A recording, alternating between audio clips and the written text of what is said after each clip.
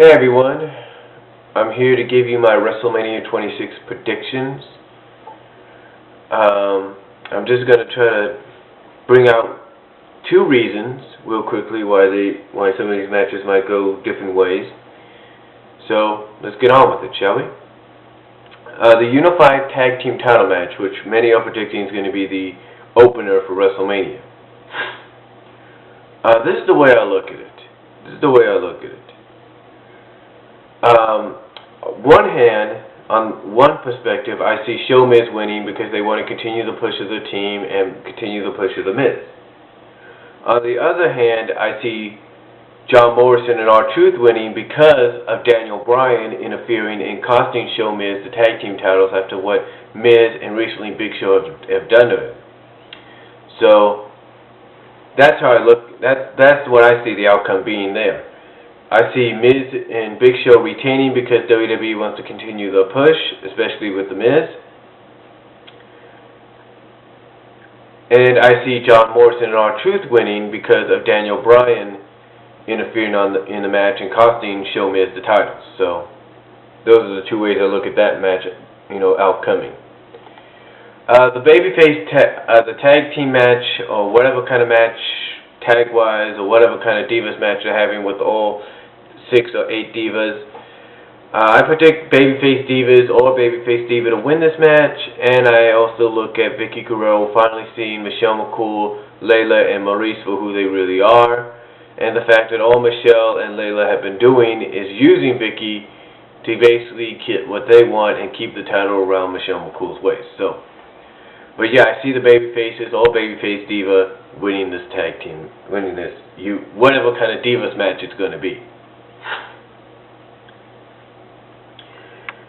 Then we have the triple threat tag team match, not tag team, but triple threat match between Randy Orton, Ted DiBiase, and Cody Rhodes. This probably could be a match of the night, technical-wise, it could be match of the night. And I do see Randy winning this because he rarely loses at WrestleMania. Rarely. So, and I wouldn't be surprised as well as if you see the disintegration, the dissolving and complete breakup of Legacy because of dissension between Cody and Ted on who wants to win the match, on who should win the match. So this is what I see on the outcome. Here's the two outcomes I see. Yes, I see both outcomes. I see Randy winning, but this is how I see the outcomes afterwards happening. I see one, the complete disintegration, destruction, dissolving, breakup of Legacy, with Rhodes remaining a heel, Randy going on to be a babyface, and DiBiase becoming a tweener. Or the other outcome is I see Legacy reforming later on the night with Cody Rhodes and Ted DiBiase coming out on Raw saying, yes, we got beat, and yes, we've finally realized that maybe we shouldn't have turned against Randy, and because we still need him as our leader, blah, blah, blah. That's what I see. Those are the two outcomes. I'm probably going to go with the last. I don't know. I mean, both sound very, promising, but WWE, they might be, because it's WrestleMania, might twist us a little bit and make Legacy reform again, but then again, maybe they might break them up. Money in the Bank. Again, this is going to be one of the. I got a feeling this is going to be a lot better than last year's Money in the Bank because, just because this is going to be good. This is going to be really good. Also, the fact that it has no Mark Henry in it. I mean, Mark Henry is a good performer, but I don't think he should have been in it last year. So. Overall, this is the way I look at it. The two winners I look at are this. These are my two outcomes with the two winners.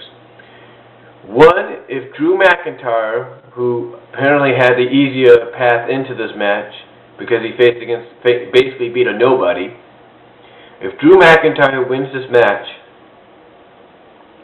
then Drew McIntyre is going to cash in against John Cena either at WrestleMania or at Money in the Bank, at the Money in the Bank pay-per-view. That's what I see happening. And yes, I said John Cena because they'll probably want to continue the whole Cena-McMahon deal. So yeah, I see Drew McIntyre winning, cashing in against John Cena that night, or at Money in the Bank pay-per-view. Christian, I see winning and cashing in against either Jericho that night or Batista that night or at Money in the Bank pay-per-view, and both results, both men winning the matches. So that's how I look at it. Those are the two outcomes of Money in the Bank of the two people I think could win this match. Then we have Rey Mysterio and CM Punk. Basically, to me, even though I haven't watched SmackDown recently, you know, I'm going to download it later on today and put it onto DVD. But even though I haven't watched SmackDown recently, I will say this. The storyline, from what I understand, is sounding more and more like what, you know, was done in WCW, with a few additions. Now, in case some of you don't know, what happened in WCW was the fact that Eddie Guerrero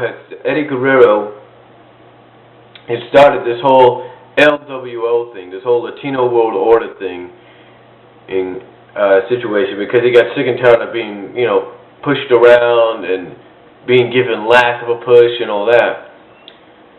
So he created this whole LWO deal.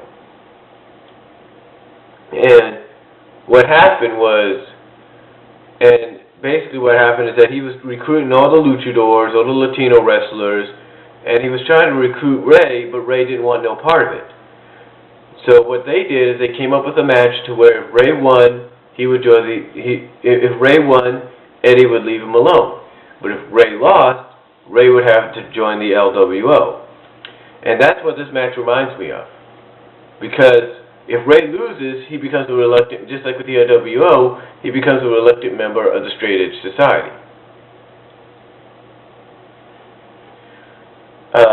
But I don't think Rey's going to win. I mean, he is 2-2 at WrestleMania, so, and fans have gotten used to him winning recently at WrestleMania, so I'm going to go with Rey winning this match. But yeah, basically that's what I look at it, the outcome being. So, and we all know what happened with the LWO anyway. I mean, Rey was the only member left wearing the colors, and he started to wear them proudly. So I don't think fans want to see that, especially WWE fans.